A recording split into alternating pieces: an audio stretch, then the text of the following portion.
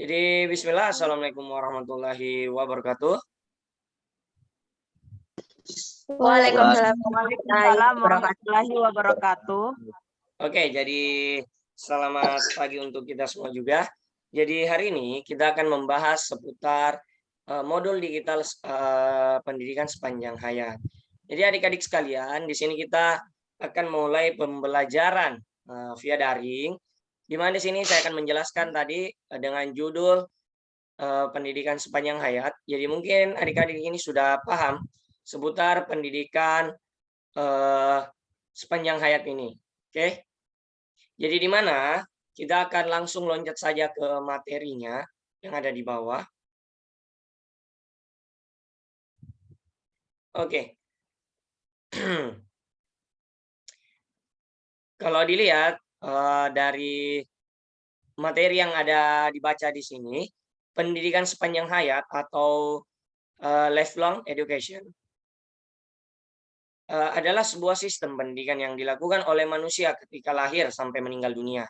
Oke, jadi adik-adik di sini di mana dari lahir hingga meninggal pun itu dia tetap belajar. Jadi itu ilmu selalu didapat tiap saat. Jadi di sini lagi pendidikan sepanjang hayat merupakan fenomena yang sudah tidak asing lagi. Melalui pendidikan sepanjang hayat, manusia selalu belajar melalui peristiwa-peristiwa yang terjadi dalam kehidupan sehari-hari atau pengalaman yang telah dialami. Jadi yang kata-kata di mana keadaan yang akan membuat dewasa kayak gitu. Jadi lanjut lagi untuk selanjutnya, di mana terkait dengan pendidikan sepanjang hayat menurut Pak Sujana pada tahun 2001 pada halaman 217 sampai 218, di mana menjelaskan bahwa pendidikan sepanjang hayat harus didasarkan atas prinsip-prinsip pendidikan di bawah ini. Jadi ada prinsip-prinsip pendidikan di bawah ini, di mana pendidikan hanya berakhir apabila manusia, ingat, manusia telah meninggal dunia. Oke? Yang kedua, pendidikan sepanjang hayat merupakan motivasi yang kuat bagi peserta didik untuk merencanakan dan melakukan kegiatan belajar secara terorganisir dan sistematis. Yang selanjutnya ada kegiatan belajar, itu ada tujuannya, di mana untuk memperbarui dan meningkatkan pengetahuan, sikap, dan keterampilan yang telah dimiliki. Oke, paham? Lanjut lagi, untuk pendidikan memiliki tujuan-tujuan berangkai dalam memenuhi kebutuhan belajarnya dan mengembangkan kepuasan diri setiap manusia yang melakukan kegiatan belajar. Yang selanjutnya lagi, perolehan pendidik merupakan persyaratan bagi perkembangan kehidupan, yaitu untuk meningkatkan kemampuan agar manusia selalu belajar guna memenuhi kebutuhan hidupnya, kayak gitu. Jadi di sini kalau dilihat-lihat, pendidikan sepanjang hayat itu sangat penting untuk kehidupan sehari-hari. Karena kita tidak akan pernah berhenti belajar. Oke, lanjut lagi ada 4 pilar. 4 pilar pendidikan menurut UNESCO. Jadi ini pasti teman-teman katanya. Adik-adik sekalian, ditahu 4 pilar UNESCO itu. Tidak ada cara lain dalam upaya untuk meningkatkan kualitas suatu bangsa kecuali melalui mutu pendidikan. Jadi pendidikan itu sangat penting untuk peningkatan kualitas suatu bangsa. Indonesia bisa maju kalau kualitas pendidikannya bagus. Berangkat dari pemikiran itu, UNESCO merancang 4 pilar pendidikan sekarang dan masa depan, yaitu learning to know, untuk mencari tahu, learning to do, untuk melakukan, dan learning to be, dan terakhir learning to live together. Jadi kita pasti hidup secara berdampingan. Oke, lanjut lagi. Di mana tujuannya itu, tujuan pendidikan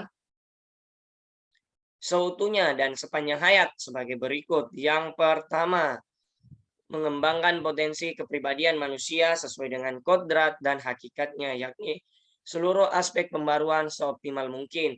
Yang kedua, meningkatkan proses pertumbuhan dan perkembangan kepribadian manusia bersifat hidup dinamis, maka pendidikan wajar berlangsung seumur hidup.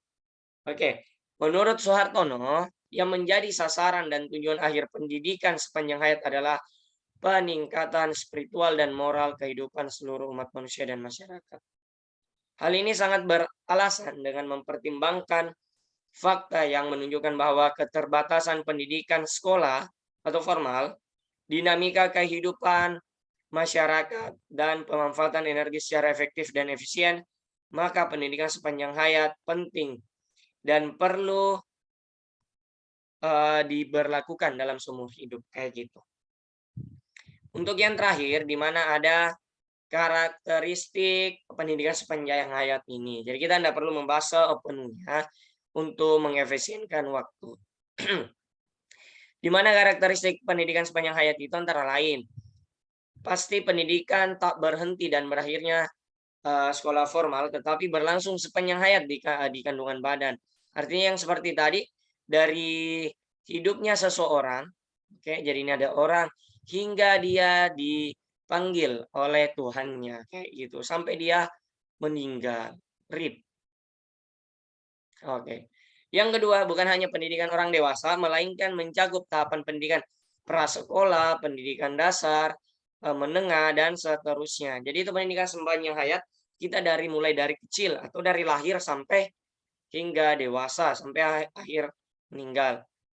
Yang ketiga, mencakup baik pola pendidikan formal maupun non-formal yang pembelajarannya terencana dan desain detail. Oke. Yang keempat, rumah memainkan peran utama atau lingkungan keluarga dan pertama dalam memulai pesta pendidikan sepanjang hayat. Dan masyarakat memainkan peran penting sejak anak berinteraksi dengan manusia atau masyarakat yang dijalankan fungsi edukatif baik di bidang profesional maupun sepanjang hayat. Kayak gitu. Oke, mungkin itu kiranya kita pemaparan materi sedikit tentang seputar pembahasan pendidikan sepanjang hayat. Mungkin adik-adik ada yang mempertanyakan seputar pendidikan sepanjang hayat ini dan kita langsung menjawabnya. Mungkin ada yang mau raise hand? Oke, bagaimana, ada yang mau? Oke, Dewi Fatima Ali dari PLS 2019. Oke, sempat ada yang mau ditanyakan apa itu? Baik Kak, terima kasih atas kesempatannya. Langsung saja, di sini saya akan bertanya, yaitu mengapa pendidikan sepanjang hayat sangat diperlukan dalam dunia pendidikan? Itu saja Kak. Oke, bagus sekali pertanyaannya. Gimana tadi pertanyaannya? Mengapa pendidikan sepanjang hayat ini, apalagi tadi diperlukan dalam dunia pendidikan? Oke. Oke, sorry, kita hapus dulu.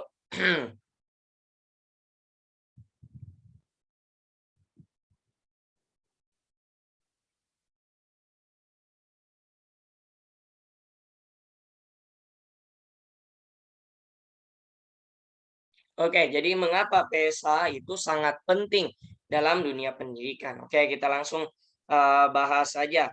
Di mana di mana di sini melalui proses pendidikan sepanjang hayat ini manusia mampu meningkatkan kualitas kehidupannya. Jadi manusia ini sudah pasti manusia kan, Mas Iwan? Oke, sorry, mana ini penghapusnya, sorry. Oke, di mana manusia ini meningkatkan kualitas hidupnya. Kualitas hidup atau kualitas dirinya secara berkesinambungan atau terus-menerus, di mana mampu mengikuti perkembangan ilmu dan teknologi, serta mampu mengikuti perkembangan masyarakat dan budaya untuk menghadapi tantangan masa depan dan mengubahnya menjadi peluang. Jadi di mana ini tadi pentingnya sangat diperlukannya pendidikan sepanjang hayat pada dunia pendidikan ya pasti untuk meningkatkan kualitas manusianya itu sendiri untuk menghadapi tantangan masa depan dan mengubahnya menjadi peluang. Oke, aman, paham tidak? Oke, paham Ya, kan? Kak, Jadi sangat paham. mudah untuk di mana atau mengapa pendidikan sepanjang hayat itu sangat penting sangat diperlukan dalam dunia pendidikan. Oke, lanjut lagi satu orang. The last nanya supaya kita selesaikan pemaparan materi kita hari ini. Oke, lanjut. Ada yang mau resen, jangan lupa.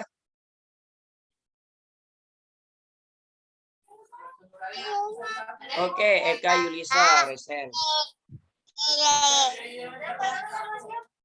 Oke, silakan. Di atas kesempatan langsung saja.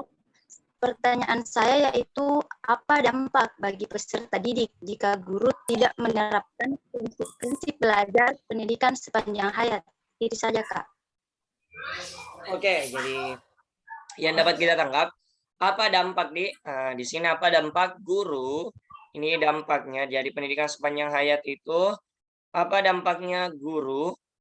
Guru beda. Guru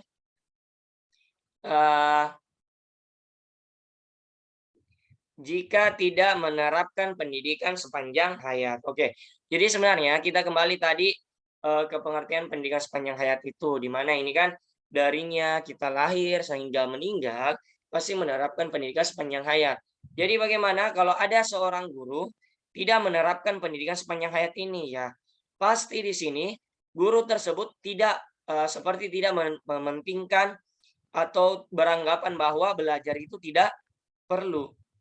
Oke, belajar itu tidak perlu. Nah, misalkan untuk guru yang tidak menerapkan pendidikan sepanjang hayat itu. Nah, jadi di sini mereka akan beranggapan bahwa belajar akan selesai ketika mereka lulus dari sekolah atau artinya pendidikan formal.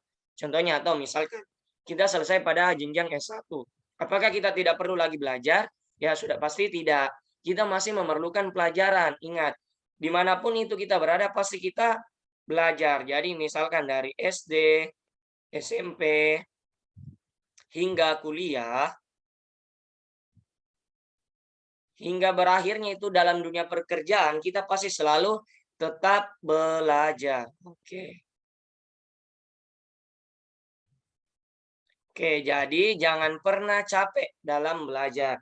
Ya di sini ya mungkin kalau ada guru yang tidak beranggapan bahwa pendidikan sepanjang hayat itu tidak penting, ya berarti dia tidak artinya dia belajar itu tidak perlu. Jadi di mana di sini semua guru atau semua peserta didik atau pendidik ataupun semua orang pasti beranggapan bahwa pendidikan sepanjang hayat itu sangat penting. Karena ingat kembali lagi ke pengertiannya, darinya kita lahir hingga meninggal, pendidikan sepanjang hayat itu kita lakukan terus. Oke, bagaimana? Mungkin sudah jelas ya pembahasan kita kali ini. Aman? Iya, aman. Oke, jadi mungkin pembahasan kita mungkin sampai sini saja. Jadi diharapkan semua adik-adik belajar dan tetap belajar lagi demi kepentingan bangsa dan negara. Ingat, manusia itu tidak akan pernah puas dalam menjalankan kehidupan sehari-harinya. Jadi jangan pernah puas dalam belajar. Selalu belajar menimba ilmu yang lebih baik lagi. Oke, mungkin itu saja pembahasan kita kali ini. Kurang dan lebihnya mohon dimaafkan. Wabillahi taufiq wal hidayah. Wassalamualaikum warahmatullahi wabarakatuh. Sekian dan terima kasih. Waalaikumsalam warahmatullahi wabarakatuh. Terima kasih, Kak.